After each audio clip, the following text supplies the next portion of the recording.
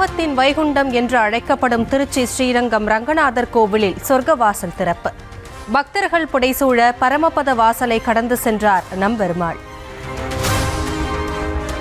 வைகுண்ட ஏகாதசி பெருவிழாவையொட்டி சொர்க்கவாசல் வழியாக பிரவேசித்து காட்சியளித்த ரங்கநாதர். திரளான பக்தர்கள் கோவிந்தா கோவிந்தா என்று பக்தி பரவசத்துடன் வழிபாடு.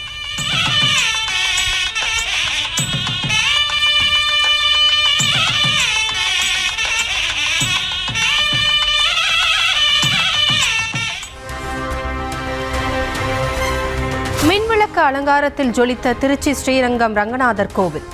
சொர்க்கவாசல் திறப்பு நிகழ்ச்சியை முன்னிட்டு கண்கவர் அலங்காரம். வைகுண்ட ஏகாதசி விழாவையொட்டி சென்னை திருவல்லிக்கேணி பார்த்தசாரதி கோவிலில் சொர்க்கவாசல் திறப்பு. கோவிந்தா கோவிந்தா முழக்கத்துடன் பக்தர்கள் மனமுருக தரிசனம். தமிழ்நாடு முழுவதும் பெருமாள் கோவில்களில் பரமபத வாசல் திறப்பு கோலாகலம்.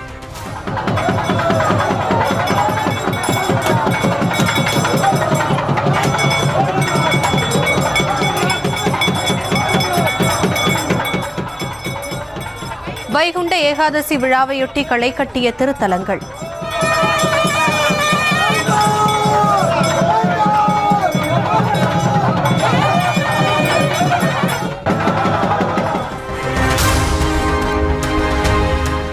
மூன்று ஆண்டுகளாக கிடப்பில் வைத்திருந்த சென்னை பல்கலைக்கழக மசோதாவை திருப்பி அனுப்பினார் குடியரசுத் தலைவர் திரௌபதி முர்மு. சென்னை பல்கலைக்கழகத்தில் துணைவேந்தரை நியமிக்கவும் நீக்கவும் அரசுக்கு அதிகாரம் அளிக்கும் வகையில் திருத்தம் செய்யப்பட்ட மசோதா.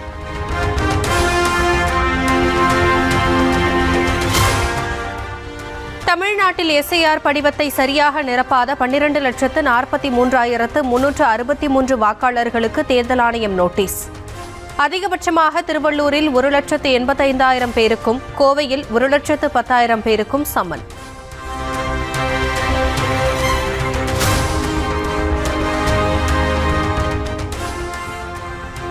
திருப்பூர் மாவட்டம் பல்லடத்தில் கோலாகலமாக நடைபெற்றது திமுகவின் மேற்கு மண்டல மகளிரணி மாநாடு.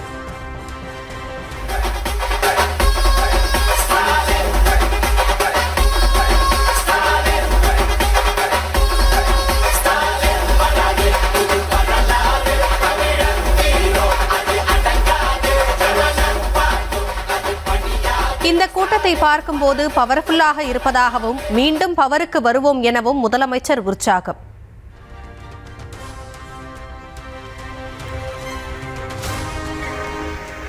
உங்களை பார்க்கவே ஒரு பவர்ஃபுல்லா இருக்கு. இப்போ பவர்ஃபுல்லா மட்டும் இல்ல, உமன் பவர்ல திமுக திரும்பவும் பவருக்கு வரப்போகிறது என்பது உறுதியாகியிருக்கு.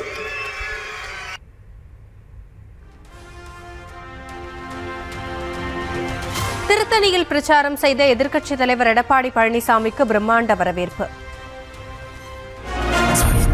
நாயகன் சாமானிய நாயகன் தமிழக தாயமீட்க உறுதி கொண்ட ஒரு மகன் அடித்தட்ட பார்த்தவன் அரியணையும் பார்த்தவன். அடுத்த ஆண்டு நடைபெறும் தேர்தலில் அதிமுக வெற்றி பெற்று தனி பெரும்பான்மையுடன் ஆட்சி அமைக்கும் என்று நம்பிக்கை.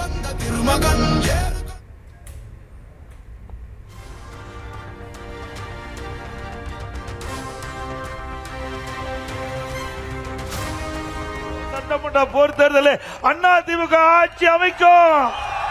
அதிமுக கூட்டணி அதிக இடங்களில் வெற்றி பெற்று தனி பெரும்பான்மையோடு அதிமுக ஆட்சி அமைக்கும்.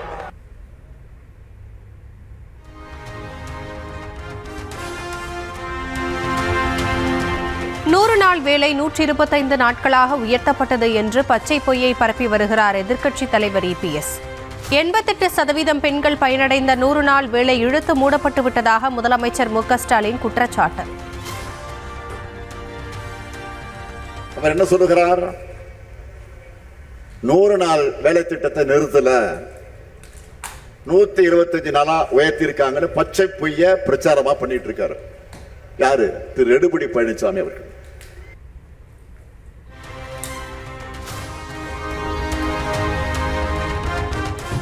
நூறு நாள் வேலை திட்டம் ரத்து செய்யப்பட உள்ளதாக பொய் தகவலை பரப்பி வருகிறார் முதலமைச்சர் மு க ஸ்டாலின். அதிமுக ஆட்சி அமைந்ததும் 150 நாட்களாக வேலை உயர்த்தி வழங்கப்படும் என்று எதிர்க்கட்சித் தலைவர் EPS உறுதி. இந்த திட்டம் ரத்து செய்யப்படும் என்ற ஒரு பொய்யான அவதூறு செய்தியை பரப்பி வருகிறார். இந்த 100 நாள் விலை திட்டம் 125 நாளாக உயர்த்தப்பட்டிருக்குது. அது மட்டுமல்ல, இந்த 125 நாட்கள் அதிமுக ஆட்சிக்கு வந்த பிறகு 150 நாளாக உயர்த்தப்படும்.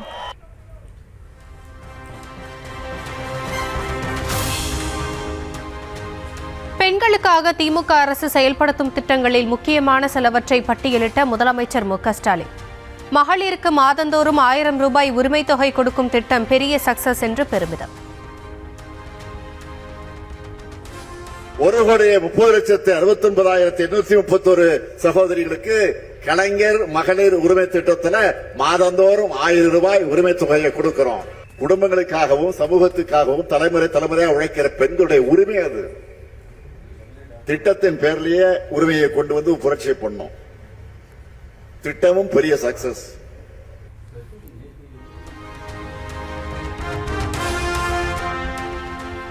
மகளிருக்கு கொடுக்கப்படும் 1000 ரூபாய் பணம் உங்கள் வீட்டு பணமா என்று இபிஎஸ் கேள்வி. அதிமுக சார்பில் அழுத்தம் கொடுத்ததால் தான் உரிமை தொகை கொடுத்து வருவதாகவும் பரப்புரை.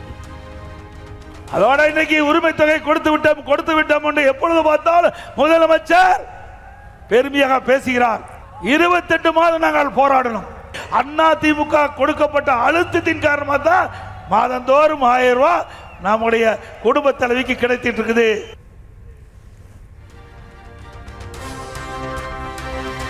நாடாளுமன்றத்திலும் சட்டமன்றத்திலும் பெண்களுக்கு அதிகாரம் கிடைப்பதை பாஜக அரசு விரும்பாததால் தேவையில்லாத நிபந்தனைகளுடன் பெண்களுக்கான 33 விழுக்காடு மசோதா நிறைவேற்றம்.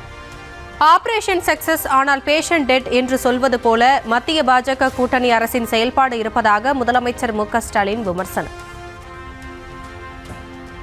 பெண்களுக்கான 33 விழுக்காடு மசோதாவை ஒன்றிய பாஜக அரசு நிறைவேற்றிருக்கு.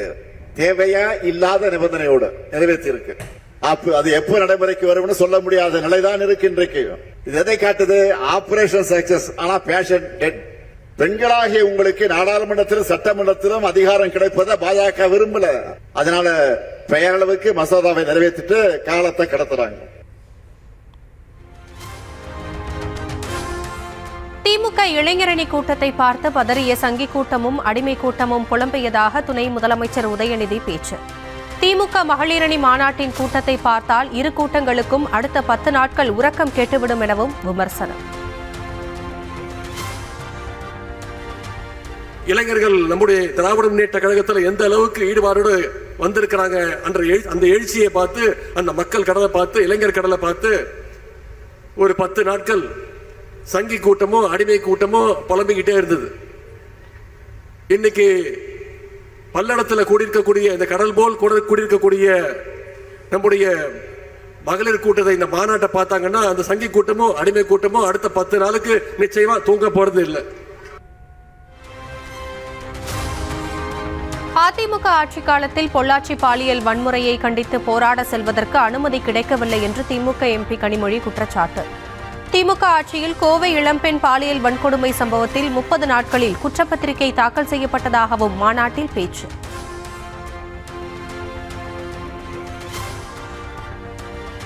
பொள்ளாச்சியிலே நடைபெற்ற பெண்களுக்கு எதிராக நடந்த குற்றங்கள், வன்முறைகள் என்னன்னு நம்ம அத்தனை பேருக்கும் தெரியும். திராவிட முன்னேற்ற கழகம் அண்ணன் தளபதி அவர்களுடைய ஆணைக்கிணங்க அங்கே நாம் மகளிர் அணி அந்த போராட்டத்தை கையிலே எடுத்து அந்த போராட்டத்துக்கு போக கூட விடல. கோவையிலே ஒரு பெண்ணுக்கு எதிரான ஒரு சம்பவம் நடக்கிறது. 30 நாள்ல சார்ஜ் ஷீட் போடணும்னு சொன்னது நம்முடைய முதலமைச்சர் அண்ணன் தளபதி அவர்கள். 30 நாள்ல சார்ஜ் ஷீட் நீதிமன்றத்திலே வழங்கப்பட்டது.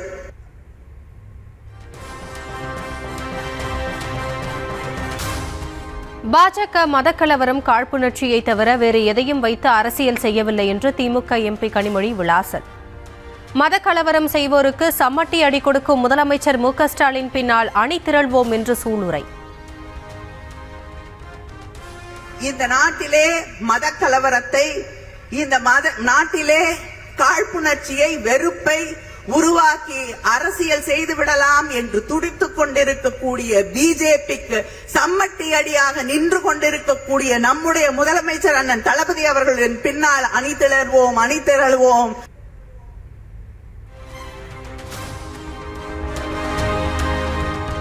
கல்விக் கொள்கையை தமிழ்நாடு மக்கள் ஏற்றுக்கொண்டுள்ளனர். மதுரையில் மத்திய கல்வித்துறை அமைச்சர் தர்மேந்திர பிரதான் பரபரப்பு பேட்டி. So Tamil Nadu won't accept the new education policy. No. Society has accepted.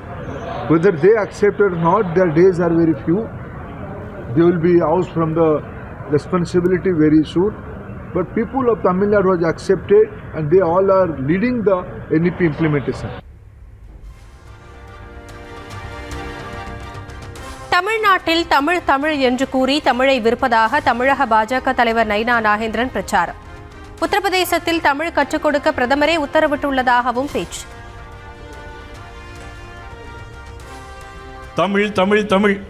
நான் ஏற்கனவே சொன்னேன், உத்தரப்பிரதேச மாநிலத்தில் மோடி அவர்கள் இன்றைக்கு தமிழ் பள்ளிக்கூடங்களை திறப்பதற்கு உத்தரவிட்டிருக்கிறார்கள்.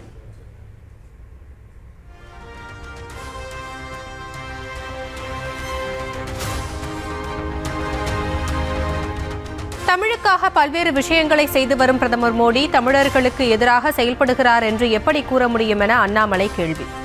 கோவை மாவட்டத்திற்கு மெட்ரோ கொண்டு வருவது தங்களின் பொறுப்பு என்றும் பேச்சு. ஒரு எம்பி தன்னுடைய தொகுதியில குழந்தைகள் தமிழ் படிக்க வேண்டும் என்று சொல்றாங்க. 150 யூபிஐ சார்ந்த மாணவர்கள் இங்க இருக்கும் பொழுது எப்படி தமிழ்நாட்டுக்கு எதிராக, தமிழக கலாச்சாரத்துக்கு எதிராக பாரத பிரதமர் நரேந்திர மோடி அவர்கள் இருக்க முடியும் என்று நீங்கள் சொல்லுங்க.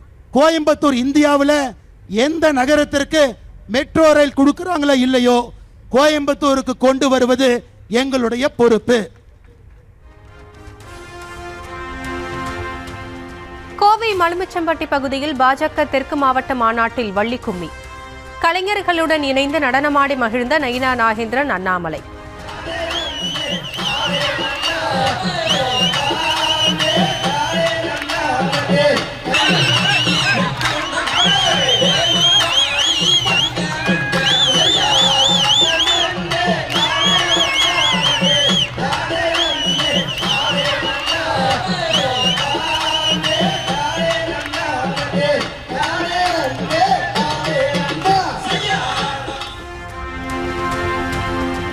செயற்குழு மற்றும் பொதுக்குழுவில் பாமக நிறுவனர் ராமதாஸ் கண்ணீர்.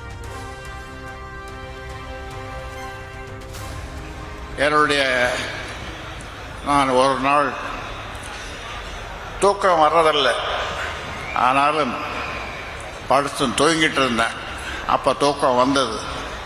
இந்த கனவில் எங்கள் அம்மா, என்னுடைய தாய் வந்தாங்க. தாய் வந்து ஏன் பாடுறன்னு கேட்டேன்.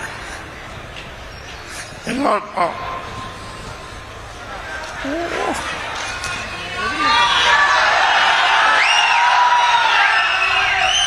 குரல் உடைந்து ராமதாஸ் அழுத போது பதற்றமடைந்த தொண்டர்கள்.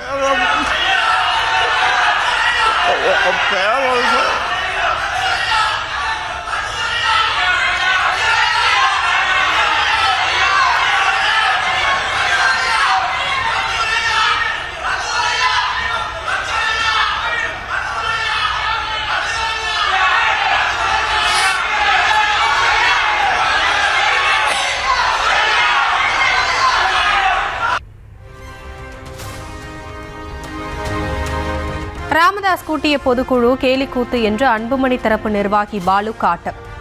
ராமதாஸ் நடத்திய பொதுக்குழுவின் முடிவுகள் பாமகவை கட்டுப்படுத்தாது எனவும் திட்டவட்டம். முதல் முறையாக இந்தியாவில் செயற்குழுவும் பொதுக்குழுவும் ஒரே நேரத்தில், ஒரே இடத்தில், ஒரே டெய்லரு, ஒரே சட்டை, ஆனால் செயற்குழு பொதுக்குழு என்று நடத்திய ஒரு கேலி கூத்து சேலத்திலே நடந்திருக்கிறது.